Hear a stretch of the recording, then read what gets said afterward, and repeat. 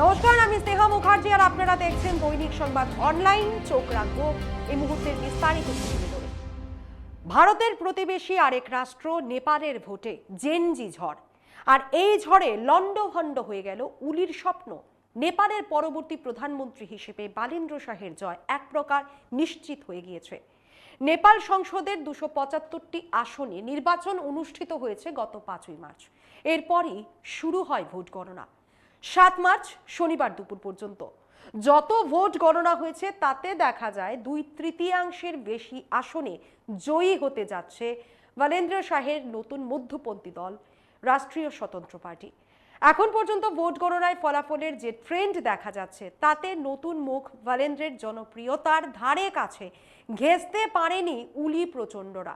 ছাড়খাড় হয়ে গেছে তাদের ভোট ব্যাংক।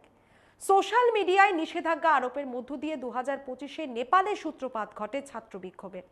দেখতে দেখতে এই বিক্ষোভ ব্যাপক আকার ধারণ করে এবং হিংসাত্মকও হয়ে ওঠে। আর এই বিক্ষোভেই নেপালে কেপি শর্মা উলি সরকারের পতন ঘটায়। জেনজি আন্দোলন থেকে শুরু হওয়া গণবিক্ষোভের জেরে গত বছরের 9ই সেপ্টেম্বর নেপালে পতন ঘটে উলি সরকারের। এরপর অনেক জল গড়িয়েছে হিমালয়ের কোলে এই ছোট্ট দেশটিতে। উলির পতনের পর অন্তর্বর্তীকালীন প্রধানমন্ত্রী হন সুশীলা কার্কি। তিনি নেপালের সুপ্রিম কোর্টের প্রথম নারী প্রধান বিচারপতি ছিলেন। সেই সাথে তিনি নেপালের ইতিহাসে প্রথম মহিলা প্রধানমন্ত্রী হওয়ার গৌরব অর্জন করেন। তার তত্ত্বাবধানেই গত 5 মার্চ নেপালে সাধারণ নির্বাচন অনুষ্ঠিত হয়।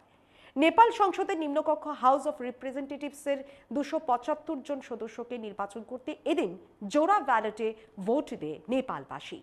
সেই নির্বাচনেই এবার নেপালে নিরঙ্কুশ সংখ্যাগরিষ্ঠতা পেতে চলেছে বালেন্দ্র শাহের দল রাষ্ট্রীয় স্বতন্ত্র পার্টি। নেপালের রাজধানী কাঠমান্ডুর প্রাক্তন মেয়র বালেন্দ্র শাহ ইতিমধ্যেই ঝাঁপা 5 আসনে পরাজিত করেছেন নেপালের প্রাক্তন প্রধানমন্ত্রী তথা কমিউনিস্ট পার্টি অফ নেপালের প্রধান কেপি শর্মা উলিকে।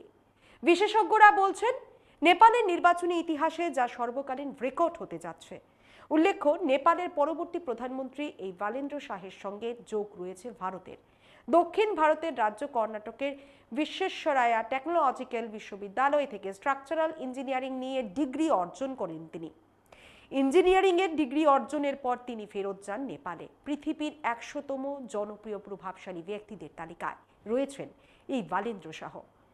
পেশায় তিনি একজন সিভিল ইঞ্জিনিয়ার হলেও তিনি একজন জনপ্রিয় র্যাপারও বটে। হঠাৎই রাজনীতিতে যোগ দেন। 2022 সালের মে মাসে কাঠমান্ডুর মেয়র হন। কোনো পার্টির সমর্থন ছাড়াই একক নির্দল হিসেবে জয়ী হন বালেন্দ্র শাহ। নেপালের তরুণ সমাজের মধ্যে তাঁর জনপ্রিয়তা তুঙ্গে। তার জ্বালাময়ী ভাষণে উদ্বুদ্ধ হয় নেপালের তরুণ তুর্কি সমাজ। তিনি নেপালে রাজনীতিবিদদের সন্তানদের হাই প্রোফাইল লাইফস্টাইলের বিরুদ্ধে সোশ্যাল মিডিয়ায় শুরু করেছিলেন নেপো কিড, যা ট্রেন্ডিং হয়ে যায়। আবার তিনি ভারত বিরোধী বলেও পরিচিত। কাঠমান্ডুতে আদিপুরুষ সিনেমার প্রদর্শন নিষিদ্ধ করে দিয়েছিলেন মেয়র বালেন্দ্র। সেই বালেন্দ্রই এবার নেপালের প্রধানমন্ত্রী হতে চলেছেন, তা শুধুমাত্র এখন সময়ের অপেক্ষা। পরবর্তী সংবাদ দেখতে চোখ রাখুন অনলাইনের পর্দায়। দৈনিক সংবাদ, শুধু নামই যথেষ্ট।